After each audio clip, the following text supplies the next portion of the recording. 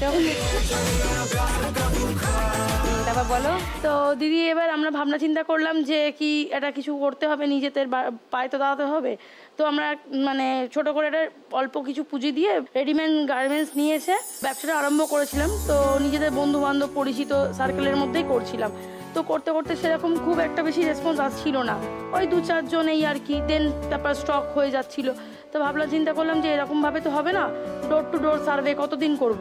তো আমরা একটা দোকান রেন্টে নিলাম। তারপরে আস্তে আস্তে আমাদের লোকে পরিচিতি পেলাম, দোকানটা চললো, আরম্ভ হলো। 2017 ব্যবসাটা আরম্ভ করেছিলাম। তারপরে গিয়ে 2019-এ বাড়ির থেকে যখন চাপ এলো, তারপরে 2019-এর ডিসেম্বরে বিয়ে হলো। ডিসেম্বরে বিয়ে হলো, 20 মার্চে লকডাউন হয়ে গেল। তারপরে লকডাউন হয়ে যাওয়ার পর দিদি পুরো ব্যবসাটা বন্ধ হতে বসেছিল। হ্যাঁ, তো আমাদের জেনারেলি দোকানটা ছেড়ে দিতে হয়, আমরা ভাড়াও দিতে পারছিলাম, সবাই তো বসেই আর কি। তো সোশ্যাল মিডিয়া দেখতে দেখতে আমি পেলাম, একজন অ্যাড দিয়েছে। তো আমি অ্যাডটা দেখে সেই সময় ফোন করেছিলাম ওনাকে যে আমরা বিকাল, তখন বলছে আপনি কখন আসতে পারবেন। আমি বললাম ঠিক আছে, সন্ধ্যেবেলায় আমি আসছি। তো সন্ধ্যেবেলায় আমি ওকে নিয়ে গেছি। তো উনি দাম বলেছেন, আমরা মানে কোনো কিছু 7-5 না ভেবে 24 ঘন্টার মধ্যে আমরা দোকানটা ফাইনাল করে ফেলি। ও মানে কেনার জন্য? হ্যাঁ, কোথা থেকে টাকা জোগাড় হবে কি হবে কিচ্ছু জানতাম না দিদি আমরা। তারপরে সব কিছু দেখে মানে কোথাও থেকে কোনো কিছু ওয়ে আউট পাচ্ছিলাম না। লাস্টে তখন আমাদের বাড়ি যেটা ছিল সেটাকে বন্ধক দিতে হলো।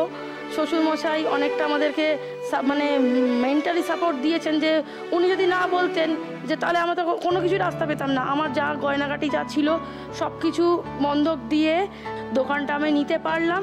তারপর যেই দোকান হলো, তারপরে ছেলে সুখবর পাই।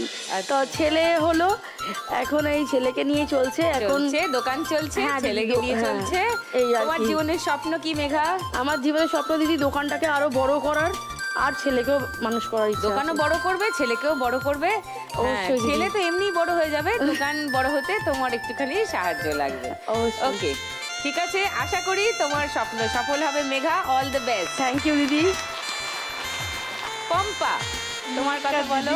নমস্কার, আমি হরিদেবপুর থেকে পম্পা রয়। আমি ফুড ডেলিভারি করি, আর আমি ওয়েস্ট বেঙ্গলের সেকেন্ড লেডিস যে ফুড ডেলিভারি। আচ্ছা আচ্ছা, কতদিন ধরে করছো? ম্যাম 5 বছর হয়ে গেছে। বাহ, কিরকম অভিজ্ঞতা? ভালোই অভিজ্ঞতা ম্যাম। আসলে এই ফুড ডেলিভারি তো ছেলেরা করে, তো আমি মেয়ে হয়ে মানে আমি নিজেকে অনেক গর্বিত বোধ করি যে আমি একটা মেয়ে ছেলেদের সঙ্গে টেক্কা দিচ্ছি। নিশ্চয়ই, খুব এই জন্য আমার অনেক জায়গায় অনেক কিছু ভালো পেয়েছি আমি। আর আমার বাড়িতে আমার ছেলে আর আমার মেয়ে আছে। ছেলে আর মেয়ে? মেয়ে এসছে আজকে এখানে। কোথায়? ওই বসে আছে। হ্যালো। হ্যাঁ, আচ্ছা। আর তোমার হাজবেন্ড?